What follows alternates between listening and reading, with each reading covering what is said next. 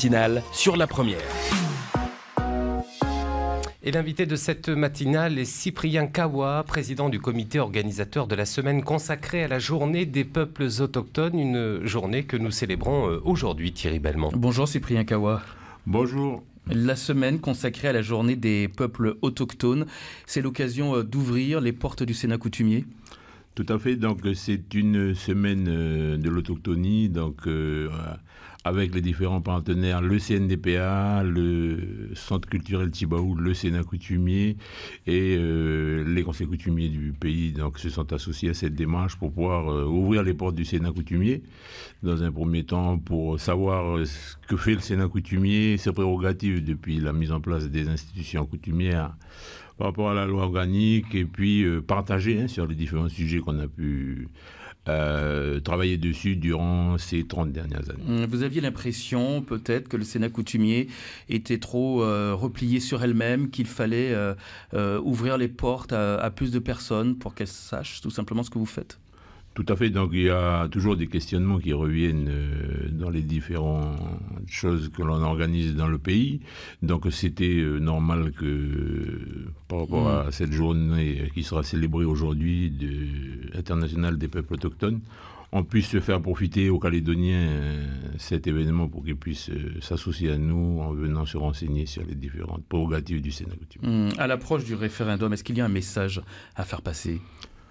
Donc, c'est déjà dans un premier temps de rassembler les autochtones de ce pays et les autres communautés qui sont aussi autochtones, qui vivent aussi dans ce pays, pour pouvoir échanger sur la diversité culturelle et voir comment on s'inscrit dans l'avenir de ce pays. Et ceux qui ne sont pas autochtones ont toute leur place également Notre vision des choses, c'est que tout le monde est autochtone parce qu'on est tous peuples issus d'une terre. Autochtone quelque part, c'est sûr.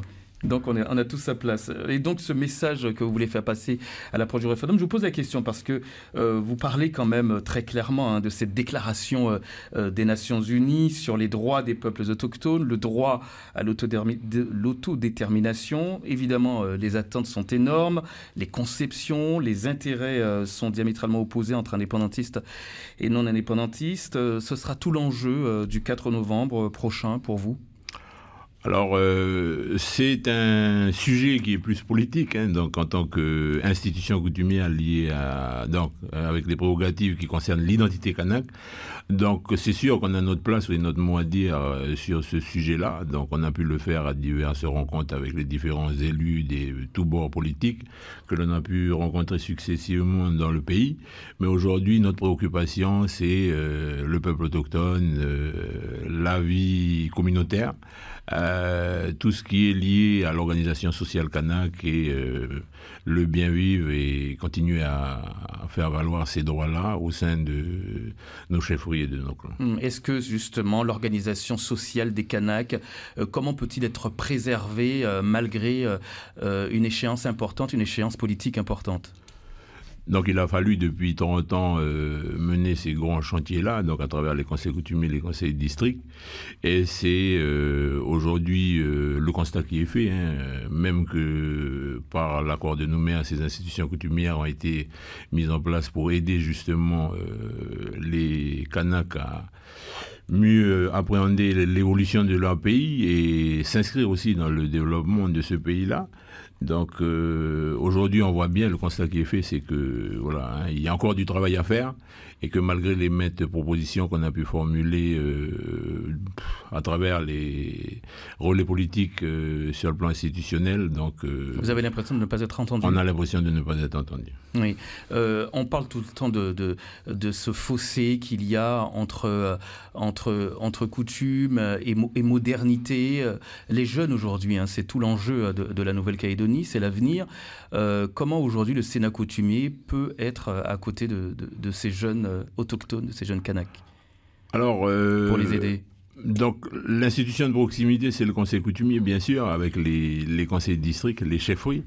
Quand on voit qu'aujourd'hui, après tant d'années d'accords et de fonctionnement des institutions coutumières, que trois projets de loi de pays sont passés en 20 ans, 30 ans, donc ça reste quand même à réfléchir et voir aujourd'hui, c'est de se poser la question, qu'est-ce qu'on a fait pendant 30 ans les propositions qui ont été formulées par le Sénat coutumier, que sont-elles devenues, quoi?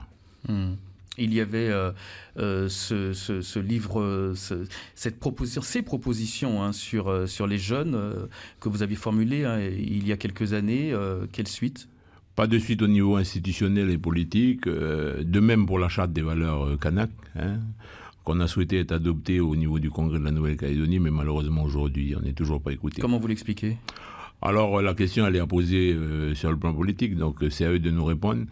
On a mis en place le COPEC, hein, un comité de pilotage des affaires de l'identité kanak, où on se réunit régulièrement pour évoquer justement ces soucis et voir où ça bloque au niveau institutionnel et comment on peut faire avancer ensemble les choses. Oui, il y a un fossé, vous avez l'impression, aujourd'hui entre les jeunes et les autorités coutumières. Il y a cette affaire hein, qui est dans l'actualité à la mine de Kawa, bloquée depuis lundi.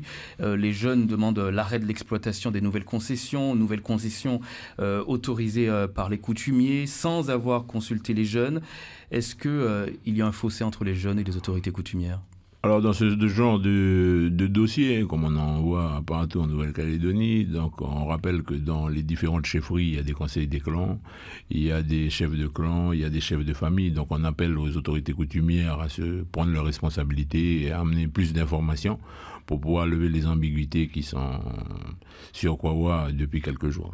Donc pour vous, il faut rétablir la communication. Ce sera possible parce que les jeunes semblent déterminés. Hein. Ils ont quand même des revendications. Ils craignent pour la pollution des rivières, craignent pour certaines espèces endémiques, les cagous, les roussettes. Mais il y a quand même un manque de communication entre les autorités coutumières et les jeunes, je repose la question. Donc ça se sent aujourd'hui à travers le conflit qu'on trouve sur Kawa et puis dans bien d'autres endroits du territoire. Donc c'est aux autorités coutumières de se responsabiliser et aussi à chacun hein, d'être présent aussi, parce que quand on pointe les autorités coutumières, on pointe aussi l'organisation sociale, à savoir que les conseils de famille se réunissent, les conseils de clan se réunissent, les conseils des chefs de clan de chaque tribu, et que chacun doit prendre ses responsabilités là où il est. Oui, chacun doit prendre ses responsabilités. Quelle responsabilité aujourd'hui prendre quand on voit qu'on est à on est au 7e incendie de la serpentine de Kawa? Qui doit prendre ses responsabilités pour faire arrêter cette situation?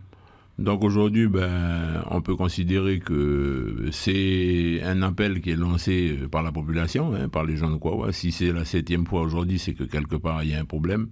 Quels ont été les accords préalables passés avant l'installation de la SLN sur Kawa? Et comment aujourd'hui on se projette vers l'avenir pour pouvoir pallier à toutes ces problématiques qu'on rencontre régulièrement sur le terrain du côté de Kawa? Vous pensez, vous êtes sûr, puisque vous le dites, qu'il y a un message à faire passer à la SLN notamment, c'est ça? Je pense qu'il y a un message à faire passer à la SLN et puis les autorités coutumières aujourd'hui sont actives sur le terrain pour pouvoir trouver des solutions à ce problème. Les solutions, c'est peut-être arrêter de brûler aujourd'hui. On a compris quel message il fallait faire passer. Est-ce qu'il y a un appel aujourd'hui à dire à ceux qui brûlent, stop? C'est un appel au calme et on demande à chacun de prendre ses responsabilités, de se mettre autour de la table et puis de discuter pour pouvoir lever les ambiguïtés. Cyprien Kawa, vous restez avec nous. On continue à en parler tout à l'heure. Je rappelle que vous êtes le président du comité organisateur de la semaine consacrée à la journée des peuples autochtones au Sénat coutumier. Sur la première. Et Cyprien Kawa est notre invité ce matin, le président du comité organisateur de la semaine consacrée à la journée des peuples autochtones. Deuxième partie avec vos questions, mesdames et messieurs. On attend vos appels à partir de maintenant et pour 10 minutes au 258-258. Thierry Belmont. Donc cette semaine porte ouverte de la journée internationale des peuples autochtones, c'était l'occasion d'organiser des ateliers, notamment mardi. Il y avait cet atelier sur les femmes autochtones, chemin de l'héritage et démocratie. Comment le Sénat coutumier peut-il accompagner les femmes autochtones dans leurs nouveaux défis, leurs nouvelles attentes? Donc, elles se sont rassemblées dans les divers ateliers depuis lundi et ont évoqué les problématiques de la femme autochtone aujourd'hui et comment se projeter dans l'avenir en accédant en tant que femme autochtone à toutes ces responsabilités importantes dans les différents pays du monde. Donc on a aussi à nos côtés des femmes qui sont venues du Vanuatu, australiennes, aborigènes. Oui, on parle de celles, par exemple, qui aspirent à plus d'indépendance. Il y a en ce moment la formation 100 femmes leaders en Nouvelle-Calédonie. Est-ce que c'est compatible aujourd'hui avec la coutume ? Tout à fait, ça va dans le même sens. Donc c'est pour aussi répondre aux interrogations des femmes, pour dire que la femme a toute sa place dans le monde institutionnel et dans la conception à venir de ce nouveau pays. Si la femme a toute sa place dans le monde institutionnel, est-ce que le Sénat aujourd'hui est ouvert à l'entrée des femmes dans le cercle des sages ?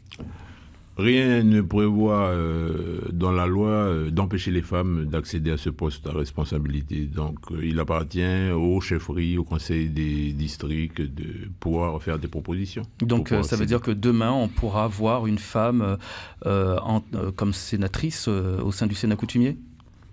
On aurait pu le faire il y a quelques années, plusieurs années, depuis l'installation du Sénat coutumier, sauf que la décision appartient au clan et aux chefferies. C'est une décision qui pourrait se faire, Cyprien Kawa, dites oui ou non ? Oui, tout à fait. Donc si le clan propose une femme et que c'est entériné par un conseil de district et de l'aire coutumière, donc le Sénat n'a rien à dire à part acter la décision qui sera prise. 2 conférences durant également cette semaine porte ouverte. Paul Fizin, docteur en histoire, le droit coutumier kanak face aux droits de la République, les deux sont complémentaires ? Tout à fait, et s'opposent souvent, donc ils sont aussi complémentaires. Donc aujourd'hui, c'est de bien préciser les choses sur notre fonctionnement à nous et le fonctionnement à côté. Raphaël Mapou, également élevé récemment au grade de docteur en droit public, lui va évoquer cette conférence qui a pour thème sur le chemin des relations en Mélanésie. Ces relations sont essentielles. Pourquoi, Cyprien Kawa ? On va dire que c'est des relations millénaires qui ont enraciné notre histoire avec les frères de la Mélanésie.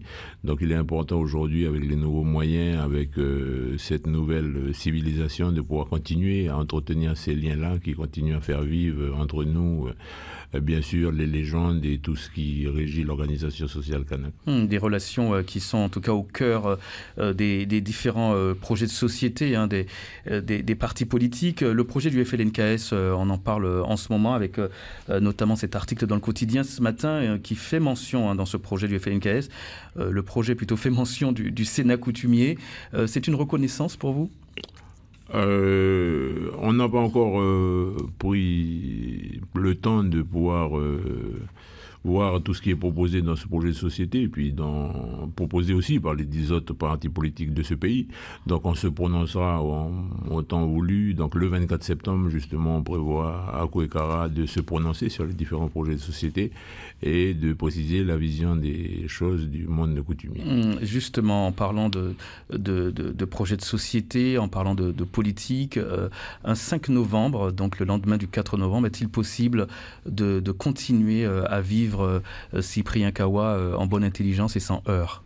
Tout à fait. Donc, c'est le message que l'on fait passer partout où on est. Donc, qu'on soit le 5 novembre ou la veille du 5 novembre, donc on appelle à la raison les uns et les autres et à chacun de prendre ses responsabilités, de rester serein, parce que si le oui ou le non l'emporte, on continuera à vivre en paix dans ce pays. La sérénité, justement, le 5 novembre, elle peut être menacée par certains discours? Je pense que non. Chacun s'est positionné aujourd'hui, on ira voter ou on ne votera pas. Aujourd'hui, il appartient à chacun, après 30 ans d'accord, de pouvoir se positionner clairement et prendre de bonnes décisions pour ce 4 novembre. Autre actualité au Sénat coutumier, c'est quand même le Sénat qui accuse la société Parfum Christian Dior d'avoir déposé sans signalement ni autorisation 6 brevets liés à 6 plantes du savoir traditionnel local, avec le concours, dites-vous, de l'Institut de recherche pour le développement, l'IRD. Une procédure a été engagée avec un avocat. Quelles sont vos attentes, Cyprien Kawa? Aujourd'hui, on attend qu'il puisse avoir une discussion avec eux. Donc, dans le respect du protocole de Nagoya, en son article 7, donc le consentement préalable des autochtones avant que soient utilisées les molécules qui peuvent servir à différentes choses. Donc, aujourd'hui, ça n'a pas été le cas. Donc, c'est ce qu'on condamne fermement. Et puis, on interpelle aussi les politiques parce que depuis 2007, on parle de projet de loi de pays pour pouvoir protéger ces savoirs et valoriser. Mais malheureusement, aujourd'hui, rien n'a été fait sur le plan politique. L'accord de Nagoya qui vise à mieux protéger les espèces et les écosystèmes de la planète, qui est donc en vigueur en Nouvelle-Calédonie. C'est quand même une accusation grave. Vous dites que l'IRD, finalement, a été complice. Tout à fait. Ils ont aussi participé à ça et on va aujourd'hui laisser l'avocat qu'on a saisi, M. Burelli, s'occuper de ce dossier. Et voilà, comme dans les différentes interventions en justice que le Sénat coutumier a pu entamer, donc on espère avoir gain de cause au nom de l'identité kanak. Et quand vous dites gain de cause, qu'est-ce que ça veut dire exactement? Qu'est-ce que vous espérez? Qu'est-ce que vous attendez? Ce qu'on espère, c'est qu'ils reconnaissent qu'ils ont enfreint le protocole de Nagoya et qu'on puisse se remettre autour de la table pour repartir vers les clans qui ont fourni ce savoir, ces différentes plantes-là, traditionnelles, et comment on s'associe demain à l'échelle du pays dans ça, avec les politiques pour pouvoir mettre en place un projet de loi de pays qui profitera bien sûr à la Nouvelle-Calédonie. Vous attendez un dédommagement également? C'est possible. Donc les discussions se feront avec les personnes concernées, donc les personnes qui ont transmis ces plantes traditionnelles. On part au standard puisque Alfredo a composé notre numéro de téléphone. Il est 7h14. Bonjour Alfredo. Bonjour M. Kawa. Oui, voilà, en ce moment-là, il y a les jeunes qui se manifestent du côté de Kouawa, là, ouais, vous voyez. Ça, c'est l'atmosphère un peu générale du pays. En ce moment, les jeunes sont délaissés un peu par la coutume, disons par les institutions coutumières, avec tout ce qui se passe, même dans les partis politiques indépendantistes, même dans le Sénat coutumier.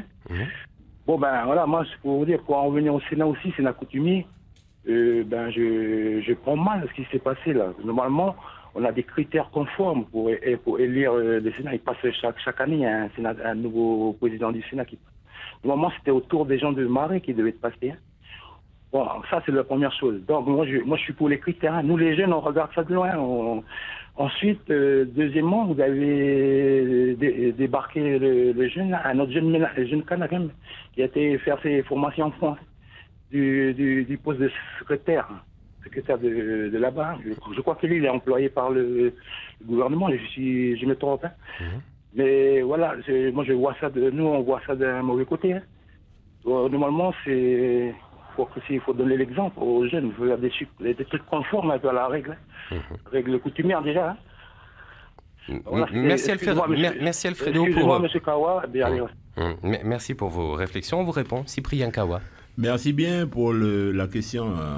Ça a le mérite d'être posé aujourd'hui. Donc, concernant la désignation du président du Sénat coutumier à la place de Nengoné, pour ne pas citer les noms des personnes concernées, puisque c'est aussi des grands chefs coutumiers qu'on respecte, bien évidemment. Donc, il faut juste rappeler aux auditeurs que 3 assemblées générales ont été organisées du côté d'Azareux, du Sénat coutumier et la dernière à Boulou-Paris, où les 8 conseillers coutumiers ont pris la décision de mettre fin à cette procédure tournante coutumière qui a été portée depuis 2004-2005. Donc c'est aujourd'hui, par rapport à la loi organique, son article 139, que nous désignons le président du Sénat coutumier pour une durée d'un mandat d'1 an, et que, en vertu du règlement intérieur qui régit l'institution, c'est le consensus qui le prévoit, avec une deuxième lecture. Si toutefois certains sénateurs sont opposés à la candidature qui est proposée, et le consensus majoritaire l'emporte. Donc, en vertu du règlement intérieur et de ce que prévoit la loi, le président de cette institution a été désigné pour une durée d'1 an. Donc, à la demande aussi des chefferies et des conseils coutumiers qui étaient présents aux 3 assemblées générales coutumières qui se sont tenues dans les différents endroits que j'ai cités tout à l'heure. La crise est terminée au Sénat coutumier avec la décision du tribunal administratif qui ouvre la porte au départ de Jean-Luc Mahé, secrétaire général du Sénat coutumier. Donc ce qu'on regrette aujourd'hui, c'est que ce dossier date de 2016, avril 2016, et que 2 ans après, on ait la réponse du tribunal administratif, qu'on ait été obligé de passer par là, alors que les choses qu'on a évoquées depuis le départ, à notre sens aujourd'hui, ont été confirmées par la décision du tribunal administratif. Donc je ne rentre pas dans les détails de ce dossier qui reste interne à l'institution, concernant aussi une procédure disciplinaire engagée à l'encontre de cette personne. Donc ça regarde le Sénat coutumier, le gouvernement de la Nouvelle-Calédonie. Donc le gouvernement de la Nouvelle-Calédonie, à l'avenir, devra prendre ses responsabilités dans le cadre du fonctionnement de nos institutions coutumières, puisque tous les agents qui travaillent au Sénat coutumier sont régis par des règles, par des lois, et le gouvernement de la Nouvelle-Calédonie a une grande part de responsabilité dans ce qui s'est passé. Parce que Jean-Luc Mahé était évidemment mis à disposition par le gouvernement. Il a quitté ses fonctions au Sénat, ça y est ? Donc ils avaient un délai de 15 jours pour pouvoir... Il est parti ? Il n'est pas encore parti. Donc le délai étant expiré, donc le gouvernement est condamné à verser une somme de 150 000 francs par jour d'astreinte au Sénat coutumier. Cyprien Kawa, merci beaucoup. Je rappelle donc que cette semaine plutôt porte ouverte de la Journée internationale des peuples autochtones qui se déroule jusqu'à vendredi à Nouville, au Sénat coutumier. Merci d'être venu ce matin. Merci. Merci Monsieur Kawa. Il est 7h18. Le best-of préparé par Alex. Le best-of des coups de cœur et des coups de gueule sur La Première.